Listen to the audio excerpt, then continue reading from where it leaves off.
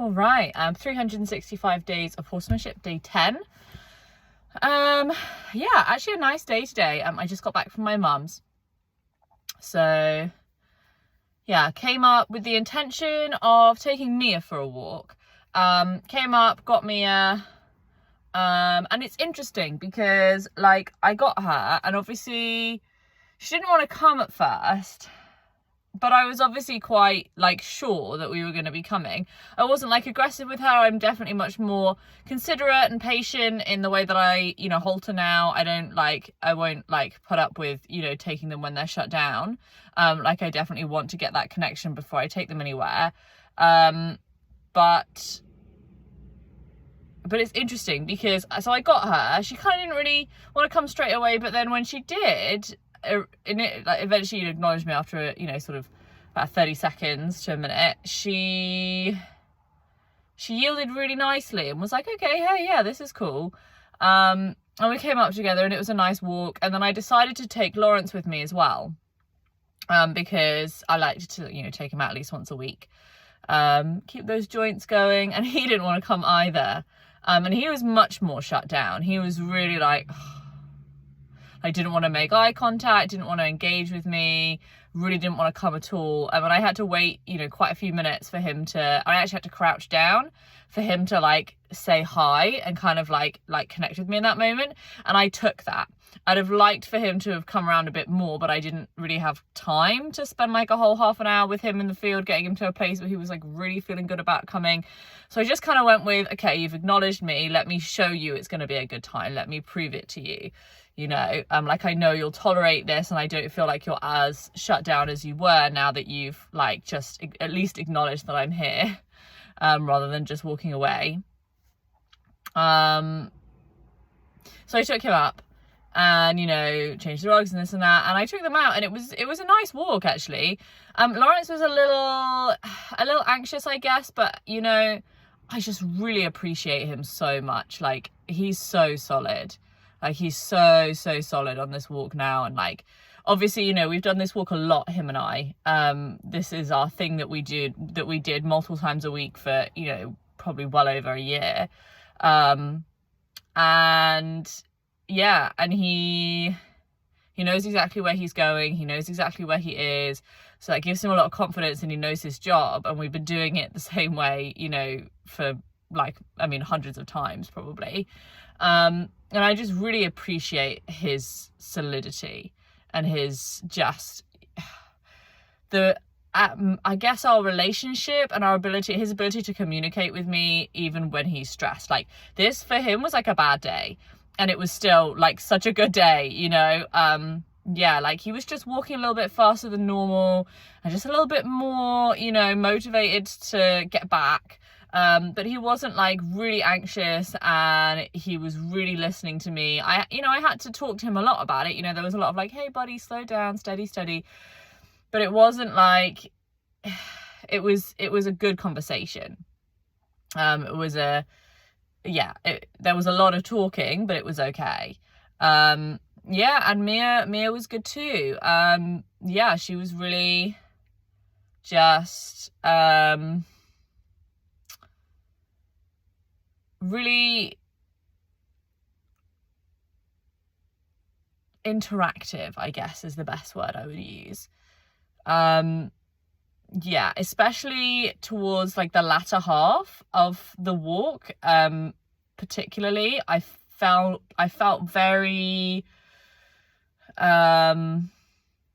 it was very harmonious. She was happy, I was happy, Lawrence was happy, we were all walking together, everyone's expressions are good, everyone's looking around and changing focus and looking at each other and checking in, and really felt like we were a herd like traveling somewhere, and that was really nice. Yeah, that was a wonderful moment, and I feel like it was a positive experience for everyone involved. I felt like it's funny, like I feel like both of them are are more expressive about not wanting to come and do dominant stuff, but then they have a better time when they do it than they've ever seemed to have, which is a really interesting dichotomy. And I think that potentially that gap will kind of close the more I prove to them that it's a good time, you know. I think both of them are sort of surprised by, you know, how good it is compared to how it's been in the past. And even I think with me, how it's been in the past has just not been as good as it is now. And this idea that, you know, we can go out together and it's a compromise and we can look after each other's needs and we're connected together all the time and checking in and, you know, having conversations. And I also, you know, thought of something else on the walk that I think is quite important that up until now I think I've kind of missed. And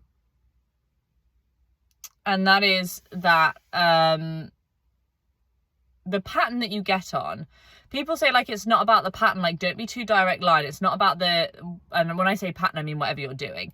You know, it's not about the 20-meter circle. It's not about the figure of 8. It's not about the pirouette. It's not about the haunches in or the shoulder in or whatever it is that you're doing. It's not about that. It's about the relationship. It's about the conversation you're having with your horse. And I would hear that and I would understand it cognitively. And then I never really felt like I was getting to put it into practice. I always felt like I ended up being, in the end, direct line. And I realised today that it's like when you come to play with your horse, it's like when you go to see a friend for a coffee. And it, you know, you might go to see your friend at Costa. You might go to see your friend, you know, for dinner. You might go to see your friend at, you know, at a coffee shop. You might go to see your friend at a restaurant. You might go to see your friend at the cinema. You might go to see your friend in the park, or you might go to see your friend, you know, on a bench outside her house. You might go to her house. You might go to your house. You know, there's all these different places that you could see your friend. But ultimately, the trip is not really about the place. It's about the person, right? And it's about the conversation you have. Like, you've come there to have a catch up with your friend and you've chosen a nice setting to do it in, but that's not the point, right? And I think today I kind of realized that I was on this walk, you know, that I've done like 100 times. And I've definitely done it before where I've come and it's like, and I think it makes it more of a chore, you know, when you're doing it for the thing as well.